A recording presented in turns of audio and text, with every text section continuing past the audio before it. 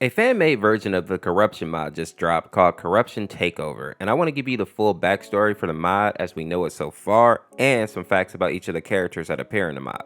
Now the story starts during week 5 of the original game where Boyfriend is rapping against Mommy Mirrors and Daddy Dearest. In the middle of their rap battle, Monster appears, but he looks very different. His head seems to be split in half, his eyes have this manic look about them, and he has these red tendrils running along one side of his body. And his right hand also seems to now be a claw. Now when Monster appears, he basically corrupts everybody in the mall. The only people who were able to actually avoid this were Skid, Pico, and Nene. When playing through the mod though, and looking at some of the free play options, it implies that some other characters were able to escape, such as Witty, Tabby, and maybe Daddy Dearest. I say Daddy Dearest seems unlikely though, because I feel like if he had actually avoided the corruption, he would have fought alongside Boyfriend to help stop Monster. And of course save his daughter, who was one of the first people to actually be corrupted. Now looking at the rap battle between Boyfriend and Monster, it gave us some insight into how Monster actually corrupted him. As Boyfriend was rapping, the corruption was slowly taking him over, and even more alarming were the voices he started to hear inside of his head. This tells us that Monster doesn't simply take over a person's body, but their mind as well.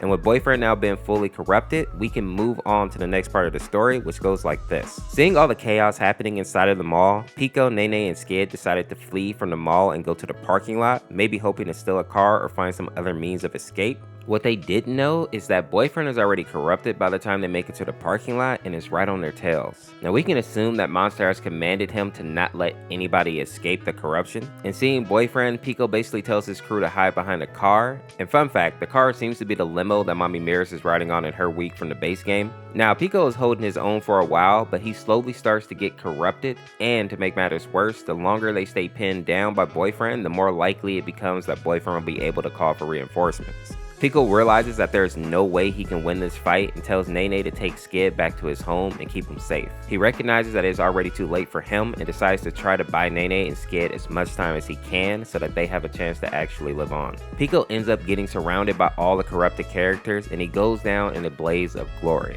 It was actually really sad in a way. He basically sacrificed himself to make sure that the other two had a chance to survive. The mod technically ends there, but the next part of the story has already been revealed to us, and it goes like this. Nene and Skid are able to escape from all the chaos and make it to Skid's home. A few things seem off when they arrive, however. The lights are all out and no one seems to be home. This is strange because it was implied that Skid's mother, who is named Lila, should be home waiting for him. What they find instead is Monster waiting in the dark and no sign of Lila. It seems that Monster was able to follow the two of them home and sneak inside without them noticing. In a final act of bravery, Nene tells Skid to get behind her, pulls out her knife, and does her best to fend off Monster. And that is where the story ends for now. If you enjoyed this video, check out this one where I fully explain the Mystical Crimson Morning mod, or check out this one where I explain the SpongeBob parodies. Thank you for watching. Peace, peace.